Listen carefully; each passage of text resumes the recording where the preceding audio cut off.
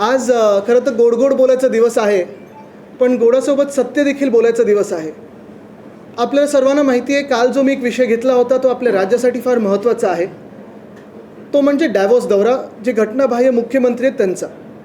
मागच्या वर्षी पण आपण पाहिलं असेल, घटनाबाह्य मुख्यमंत्री स्वतः चार्टर प्लेन करून साधारणपणे 28 तासासाठी डॅव्होस दौऱ्यावर होते. तेव्हाचे जे काही MOUs सही वगैरे केले होते, आता त्याच्यातून खरोखर किती ट्रान्सलेट झालेत, किती MOUs आता कामं सुरू झालेली आहेत, कुठे इंडस्ट्री ह्या सुरू झालेल्या आहेत, हा एक वेगळा विषय. त्याच्यावर आम्ही खोलावर एक वेगळी बैठक घेऊ आणि प्रेस कॉन्फरन्स घेऊ. ती पण माहिती सगळी आलेली आहे आपल्याकडे. ही पूर्ण माहिती त्या पूर्ण मागच्या दौऱ्याची आहे, ह्या दौऱ्याची आलेली आहे. पण त्या मागच्या दौऱ्यामध्ये आपल्याला आठवत असेल, 28 तासावर साधारणपणे 40 कोटी एवढा खर्च ह्या घटनाबाह्य सरकारने केला होता डॅव्होसच्या दौऱ्यावर, एका दौऱ्यावर. सुमारे ह्याच तारखेला गेले होते, 15-16 तारखेला गेले होते, 17 तारखेला गेले होते, 18 तारखेला धावत परत आले होते. आणि मग योगायोगाने आज जो मी विषय काढलेला आहे, मागच्या 15 जानेवारी 2023ला आपल्याला आठवत असेल, मी रस्त्याच्या घोटाळ्याबद्दल देखील याच दिवशी एक गौप्यस्फोट केला होता. तो घोटाळा लोकांसमोर आणला होता. जवळपास 1 वर्ष झालेलं आहे, बरोबर 1 वर्ष झाले खरं. दक्षिण मुंबईतले रस्ते अजूनही कुठेही सुरू झालेले नाही आहेत. इतर मुंबईतले जे रस्ते आहेत, आपल्याला माहिती आहे, सर्वत्र जी काही हालत आहे आपण बघता, सगळीकडून खोदून ठेवलेलं आहे. पण ते खोदणं हे रस्त्यांसाठी नाही, तर वेगळ्या वेगळ्या कारणांसाठी, कुठे STPसाठी असेल, स्टॉर्म वॉटर ड्रेनसाठी असेल, सिवेज लाईनसाठी असेल, तो देखील एक वेगळा विषय. पण आजचा जो विषय आहे तो फार महत्त्वाचा आहे आपल्या सर्वांसाठीच. कारण आज जे घटनाबाह्य मुख्यमंत्री पुन्हा एकदा डॅव्होसला चाललेले आहेत, त्यांच्यासोबत जवळपास 50 लोक, म्हणजे आधी 50 खोके, आता 50 लोक, ही डॅव्होस दौऱ्याला ही सगळी मंडळी ही चाललेली आहे. आता ही लोक कोण आहेत, कशासाठी चालले आहेत, का म्हणून चालले आहेत, नक्की काम काय, ही एक वेगळी गोष्ट झाली.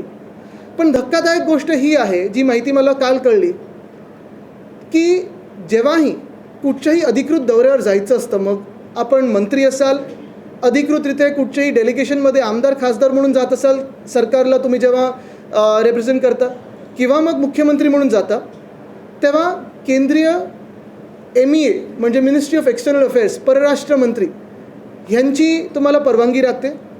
आणि वित्त खातं केंद्राचं, ह्याची देखील परवानगी लागते. ह्याच्यात जेव्हा आम्ही गेलेलो, डॅव्होसला असेल, COP26ला असेल, दोन्ही वेळा कुठेही अडचण नाही आली. आम्हाला जी काही आम्ही नावं दिलेली, जी काही पूर्ण यादी दिलेली भेटीगाठीची, ती आम्ही सगळी सबमिट केली होती. आणि 48 तासात दोन्ही खात्यांनी आम्हाला क्लिअरन्स दिला होता. परवानगी देतात, असं नाही की काही लपून ठेवायला लागतं. पण गंमत अशी झालेली आहे, धक्कादायक गोष्ट ही आहे, की केंद्रात पण सरकार भाजपचंच असताना इथे भाजप प्रणित जे खोके सरकार बसलेलं आहे, ह्या 50 लोकांमधून मला वाटतं नुसतं 10 लोकांना परवानगी मागितली होती आणि परवानगी जशीच्या तशी दिली गेलेली आहे. मूळ प्रश्न हाच आहे, की मग एवढे 50 लोक जर तुम्ही सोबत नेत असाल डेलिगेशन म्हणून, तर बाकीच्यांची परवानगी तुम्ही घेतली आहे की नाही घेतली आहे? ती परवानगी MEAला माहिती आहे का? मिनिस्ट्री ऑफ एक्सटर्नल अफेअर्सला माहिती आहे का? त्यांना जर माहिती असेल तर आनंद, त्यांनी परवानगी, पॉलिटिकल क्लिअरन्स जो लागतो तो दिला आहे की नाही, हा एक प्रश्न आहे. दुसरं म्हणजे फायनान्स मिनिस्ट्रीने दिला आहे की नाही. कारण यावेळी ठीक आहे, माझी भीती असल्यामुळे त्यांनी चार्टर प्लेन घेतलं नाही आहे. माझी भीती असल्यामुळे मला वाटतं एक त्यांना इन्स्ट्रक्शन गेली की 20 कोटीच्यावर खर्च दाखवू नये, असं सगळं आहे. आता ते कसं त्याच्यात बसवणार आहेत ती वेगळी गोष्ट आहे. पण 50 लोक, आणि 50 लोक कोण आहेत, तर ह्याच्यात आपण पाहिलं असेल, मुख्यमंत्री आहेत, उद्योगमंत्री आहेत, एक खासदार आहेत. त्यांचं अजूनही तिकडचं काम काही स्पेसिफाय केलं नाही आहे. त्या खासदारांचा खर्च कोण करणार आहे? राज्य सरकार करणार आहे की केंद्र सरकार करणार आहे की स्वतः करणार आहेत? एक माजी खासदार देखील चाललेत. म्हणजे मला वाटतं ऑफर अशी आहे हल्ली, की मागच्या वेळी जेव्हा तुम्ही गद्दारी केली होती, तुम्हाला नुसतं इकडे सुरत बिरतला नेलं होतं. आता जर तुम्ही गद्दारी कराल तर तुम्हाला थेट डॅव्होसला देणार आहेत. बघा तुम्हाला कोणाला जायचं आहे का. पण हे सगळं असताना वातावरण एवढं गढूळ झालेलं आहे महाराष्ट्रामध्ये. म्हणजे आपण पाहता, एका बाजूला महाराष्ट्रामध्ये साधी उद्घाटनं जर करायची असतील, MTHLसाठी आपल्याला 3 महिने थांबायला लागलं. आपल्याला दिघा रेल्वे स्टेशनसाठी 8 महिने थांबायला लागलं तयार असून. उरण लाईनसाठी देखील 6-7 महिने थांबायला लागलेलं आहे. पुण्याचं एअरपोर्टचं जे नवीन टर्मिनल आहे, 4 महिने तयार होऊन तसंच्या तसं पडलेलं आहे, लोकांसाठी अजून उघडलेलं नाही. हे सगळं एका बाजूला असताना मुख्यमंत्र्यांचं लक्ष कुठेही मुंबईत नाही, महाराष्ट्रात नाही. पण परदेशी दौऱ्यावर जात असताना जिथे तुम्हाला 5 की 6 लोक जाऊ शकता आणि MOU सही करू शकता, तिथे एवढी लोक कशाला? MMRDमधून 5 की 6 लोक चाललेली आहेत. महाप्रीट नावाची एक संस्था, त्याच्यातून 6 की 7 लोक चाललेले आहेत. MSRDCमधून मला वाटतं 3 की 4 लोक चाललेली आहेत. मूळ MIDC खात्यातून 2 की 3च लोक चालले आहेत. मुख्यमंत्र्यांचे जे 2-3 PA आहेत ते सगळेचे सगळे चाललेले आहेत. तिथे काय करणार आहेत मला माहीत नाही. त्यांचे OSDs त्यांचे तर चाललेच आहेत. एक उपमुख्यमंत्र्यांचे पण OSD चाललेत. मग दोन्ही उपमुख्यमंत्र्यांना का घेऊन नाही जातं किंवा दोन्ही उपमुख्यमंत्र्यांचे OSD का घेऊन जात.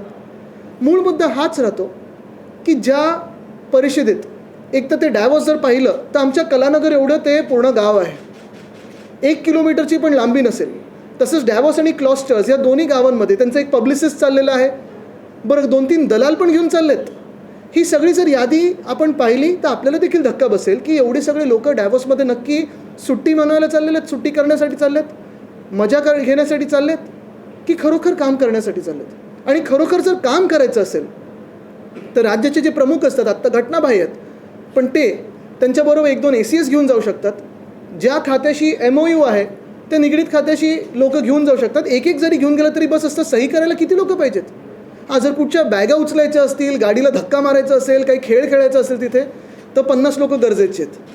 पण उगीच आहेत म्हणून घेऊन जायचं, कोणी विचारत नाही म्हणून घेऊन जायचं. केंद्र सरकारचा पण काही अंकुश राहिला आहे की नाही मला माहिती नाही.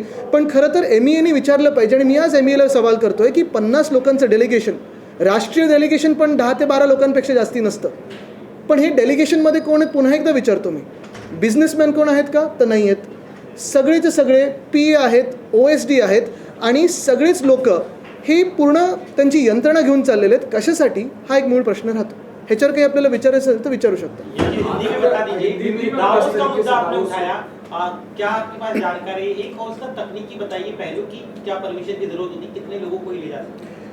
यही बात है जो पिछले साल हमने डावोस का मुद्दा उठाया था. तो आपको याद होगा कि जो हमारे रेजिम के, क्योंकि ये सरकार मैं मानता ही नहीं हूँ, ये सरकार इलीगल है, अनकॉन्स्टिट्यूशनल है, संविधान के खिलाफ बनाई हुई सरकार है. तो ये जो सरकार की जो गद्दार गैंग के लीडर है जो पिछले साल गए थे, लगभग 28 घंटों के लिए डावोस का दौरा करके आए थे.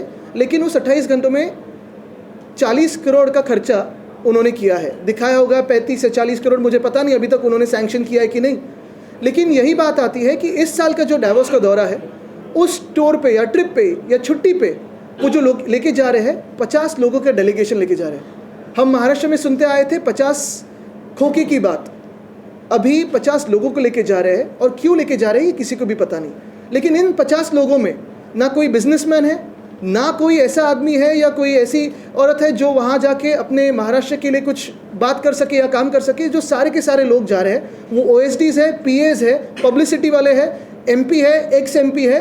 जो कोई बात MOU पे कर नहीं पाता है उसको लेके जा रहे हैं. काफ़ी सारे एजेंसीज़ को लेके जा रहे हैं. और ये खर्चा कैसे दिखाएंगे, क्यों दिखाएंगे?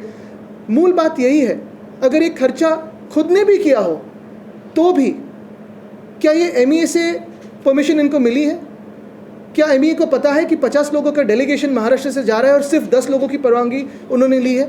क्या MEA को पता है कि 10 लोगों की अगर सैंक्शन दी हो तो 40 अन्य लोग ऐसे ही जा रहे हैं? अगर आपने देखा होगा तो पूरा नेशनल डेलीगेशन भी इतना बड़ा नहीं होता है. यही बात रहती है. फिर इनको क्या ज़रूरत पड़ी कि 50 लोगों को साथ में लेके जाने की? आता विवेक जी, आता हूँ मैं. मागच्या वेळी जेवढे MOU झाले होते 1000 कोटी रुपयांचे त्यामधले किती प्रकल्प आलेले आहेत, किती आलेले आहेत त्याच्यावर आम्ही पूर्ण आता प्रेस कॉन्फरन्स घेऊन. पण पहिला मुद्दा हाच आहे की आज मुख्यमंत्री कार्यालयाने खरोखर किती लोकांना परवानगी मिळालेली आहे MEA कडून हे त्यांनी प्रेस नोट काढावी. किती लोक खरोखर चाललेत, कारण बघा नंतर व्हिडिओज तिथून येऊ शकतात. तिथे पण लोक लक्ष ठेवून आहेत किती लोक चाललेत. अनेक दलाल चाललेत त्यांच्यासोबत. कशासाठी चाललेत? तिथे MOUच्या बरोबरच काही पैसे वगैरे बाजूला देणार आहेत का? हा एक विषय येतोच. पण त्यांनी स्पष्ट करावं की किती लोक जाणार आहेत. मी ऐकतोय काल काही लोक गेलेत, आज काही लोक चाललेली आहेत, उद्याही काही लोक जाणार आहेत. हे सगळं जे पूर्ण धुक्याचं वातावरण बनवून ठेवलेलं आहे ते स्पष्ट करावं. तिसरी गोष्ट म्हणजे मुख्यमंत्री तिथे कोणाकोणाला भेटणार आहेत, जसं आम्ही त्यावेळी जाहीर केलेली तसं यादी त्यांनी जाहीर करावी, फोटोज सकट. आणि आत्ता त्यांनी यादी पूर्ण आयटेनरी जाहीर करावी.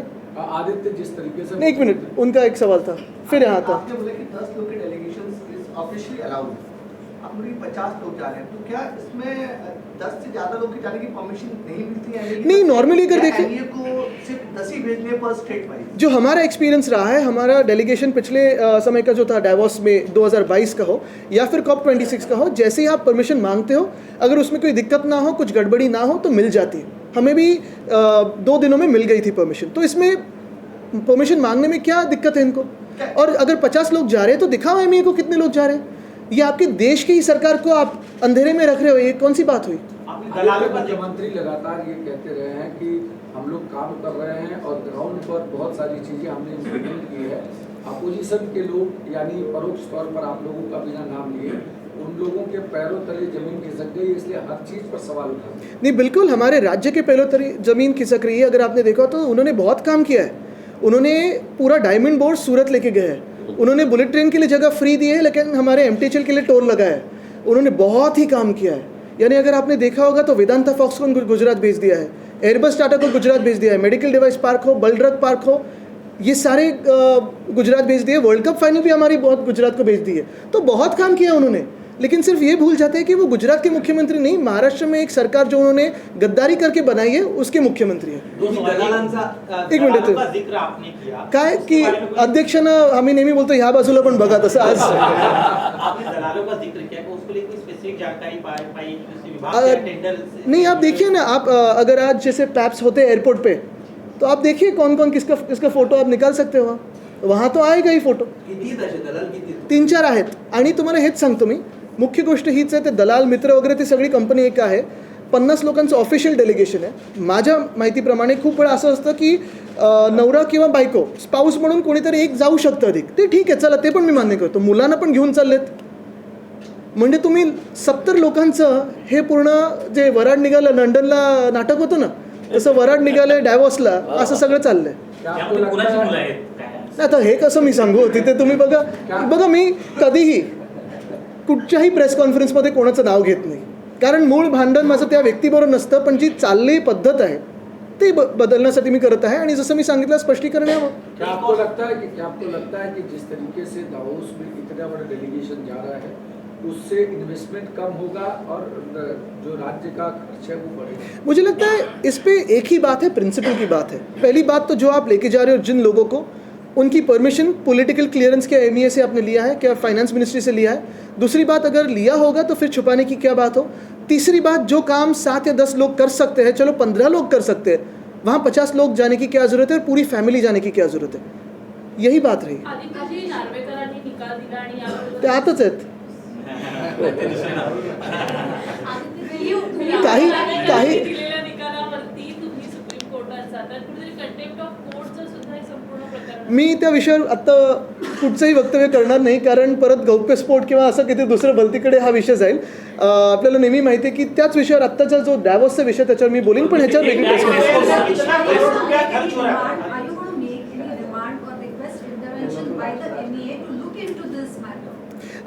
my personal experience has been with the MEA that while going to COP26 or while going to Davos in 2022, whatever permissions we had asked for, we got a political clearance from MEA and Finance Ministry in 48 hours flat. There was no problem, it was all smooth. The problem today is the government of Maharashtra, rather the illegal government of Maharashtra, the regime sitting here, is taking almost a delegation of 50 people. 50 people are not business people. 50 people are not traders. They're all CMO, OSD, PAs and all office staffers who are going on the names of various agencies like MMRDA, MSRDC, Mahapreet and many more. MIDC also. The problem is, I personally believe, and what I've heard from yesterday, is only 10 or 11 people have been asked for a clearance and have got the necessary clearance. The rest of the people are going as various agencies. Now finally, all of these agencies represent the government of Maharashtra and eventually the government of India. Is the MEA aware of all the 50 names plus wives and children that are going to Davos? Davos is really a small town. Is everyone going to stay in the same place? All publicists are going. I heard 3-4 reporters are going. Is everyone going to stay in Davos? Otherwise, it's almost a 2-hour journey from the closest other city. Why are we spending so much? 3, if some people are also spending from their own pockets on travel, the food, the stay, the movement around there is going to be paid for by the government of Maharashtra, which eventually means all of us as taxpayers. Why do you need 50 people when you can do the job of signing MOUs only with just the illegal CM and 6 or 7 other officers? It's purely a professional job. It's not a sightseeing tour. कितने करोड़ रुपया जो है ओएसडीचा विषय काढला, तेच OSD तायवानला देखील गेले होते आणि त्यांचा आयटी घोटाळ्याचा जो प्रकरण आहे ते आता बाहेर पडलंय आणि ते आता पुन्हा एकदा डावोसला देखील जात आहेत. कशा प्रकारे? नाही, माझं मत आहे की दोन्ही मुख्यमंत्र्यांमध्ये असं जास्ती दुजाभाव करू नये. दोन्ही मुख्यमंत्र्यांचे ओएसडीज घेऊन जावं. आता 50 देतात तर 51 कशाला सोडतात? रेस्को संदर्भात देखील तुम्ही पाठपुरावा करताय, त्या संदर्भात जे ऑनलाईन पिटिशन आहे त्या संदर्भात तुम्ही ट्विट देखील केलेलं आहे. काय नेमकी डॅव्हॉसचा एक विषय जसं झाला तसा रेसकोर्सचा आपल्या राज्यातला आणि मुंबईतला महत्त्वाचा विषय. रेसकोर्सचा आपल्याला सर्वांना माहिती आहे 10 वर्षापूर्वी 11 वर्षापूर्वी लीज संपलं. आत्ता गेल्या 2-3 महिन्यामध्ये आणि जेव्हा मी विषय फोडला तेव्हा हे सगळं आपल्या समोर आलं. 3 की 4 RWITCचे जे कमिटी मेंबर्स आहेत त्यांनी एका बिल्डर मित्राबरोबर मुख्यमंत्र्यांच्या एक डील केलेलं आहे ज्याच्यात रेसकोर्सला 3 भागात विभागलं जाणार आहे. पहिला भाग आहे साधारण 90 ते 51 एकरचा जिथे रेसिंग होईल, घोड्यांची जी काही सगळं पोलो बिलो होईल ते आहे. दुसरं म्हणजे 120 एकरचं जिथे थीम पार्क हे बनवायचं आहे. आणि तिसरा भाग आहे जो असून कोणी बोलत नाही आहे पण ह्याच्यात 2-3 गोष्टी महत्त्वाच्या आहेत. एक तर आम्ही पूर्णपणे रेसकोर्सच्या ह्या विभागणीला विरोध करू. मग गरज पडली तर RWITCला पण विरोध करू. त्यांना घोडे इथे नसते राहण्याचे नका आणू. आम्हाला तिथे ARC वगैरे सारखे जे उत्साही क्लब्स आहेत त्यांच्यासोबत तिथे घोड्यांच्या ॲक्टिव्हिटीज करू. पण दररोज तिथे हजारो लोक मुंबईकर चालायला जातात, योगा करायला जातात, खेळायला जातात, लाफ्टर क्लब्स आहेत, ब्लाइंड क्लब्स आहेत, सगळे तिथे आहेत. ह्या सगळ्यांना तुम्ही एक चांगली 226 एकरची जागा विभागून तुम्ही विभागणी करून त्याची काय करणार नक्की? तिथे त्यांना 100 कोटी मुंबई महानगरपालिकेचे त्यांना स्टेबल्सवर घोड्याच्या तबेल्यावर खर्च करायचे. कोणी म्युन्सिपल कमिशनरना अधिकार दिला आहे 100 कोटी तिथे घोड्याच्या तबेल्यावर खर्च करण्यासाठी?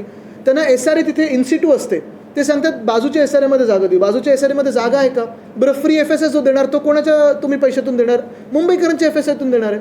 मूळ गोष्ट हीच आहे की तिथे भाजप प्रणित खोके सरकार ही जागा गिळायला बघते, बिल्डर्सच्या हातात द्यायला बघते. भाजपचा याच्यावर काय भूमिका असेल आणि भाजपची डॅव्हॉसच्या दौऱ्यावर काय भूमिका असेल ही आज भाजपनी स्पष्ट करावी.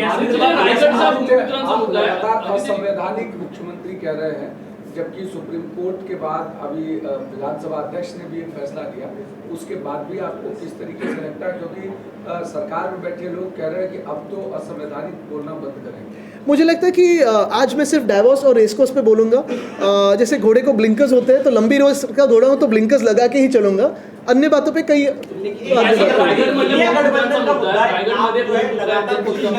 मायावती को भी जो इंडिया गठबंधन में शामिल किया जाए, लेकिन आज उन्होंने कहा मैं वो डैवोस जा रहे हैं उनके साथ. तो उन्होंने कहा मैं अकेले लड़ूंगी. आपको लग रहा है कि वो अभी नहीं, मुझे लगता है आज सिर्फ डैवोस के लिए बात सीमित रखते हैं क्योंकि ये बहुत ही महत्वपूर्ण विषय है. हमें लगता होगा कि ये विषय हल्का हो, लेकिन क्या होता है कि जब हम एक डेलीगेशन करके जाते हैं, महाराष्ट्र को एक रिप्रेजेंट करते हैं या देश का प्रतिनिधित्व करते हैं, तो वहाँ के भी लोग वो भी एक रेपुटेशन बनाते रहते हैं कि ये कौन से लोग हैं, क्या करने आए हैं, कैसे उनका बर्ताव है. 50 लोगों की भीड़ लेके जाओ जो मजा करने जा रहे हैं, जो 2-3 दलाल जा रहे हैं, पब्लिसिस्ट जा रहे हैं, ex-MP जा रहे हैं, तो मुझे लगता है ये चित्र कुछ सही नहीं रहेगा. ये देश के लिए हानिकारक है ये चित्र और इसे बदलना ज़रूरी है. अभी भी वक्त गया नहीं है. मुख्यमंत्री कार्यालय ने स्पष्ट करे कि कितने लोगों का पॉलिटिकल क्लियरेंस आया है और कितने लोग जाने वाले हैं. धन्यवाद.